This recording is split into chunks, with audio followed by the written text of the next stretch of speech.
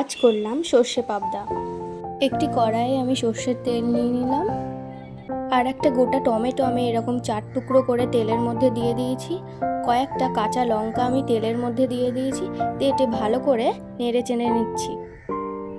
নাড়াচাড়া হয়ে গেলে আমি দিয়ে দিব এখানে হলুদ গুঁড়ো। হলুদ গুঁড়ো দেওয়ার পর আমি আবারও ভালো করে নেড়ে চেড়ে নেব। তারপর দিয়ে দিব বাটা সর্ষে। আমি এখানে পাউডার সর্ষেটা নিয়েছিলাম, তোমরা চাইলে বেটেও দিতে পারো। তারপরে দিয়ে দিলাম দই। দই দেওয়ার পরও আমি আবারও ভালো করে নেড়ে চেড়ে নেব। ভালো করে নাড়াচাড়া হয়ে গেলে আমি এখানে দিয়ে দিব স্বাদ মতো লবণ। লবণ দেওয়ার পর আবারও আমি ভালো করে নেড়ে নেব। তারপরে দিয়ে দেব সামান্য পরিমাণে জল দেওয়ার পর আবারও আমি ভালো করে নেড়ে চেড়ে নেব।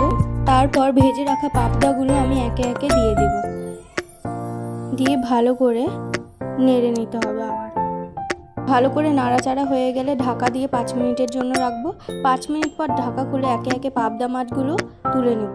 তুলে নিয়ে ঝোলটা তার মধ্যে দিয়ে দেব। তো আজকে আমাদের পাবদা রেডি। দেখা হচ্ছে পরের ভিডিওতে।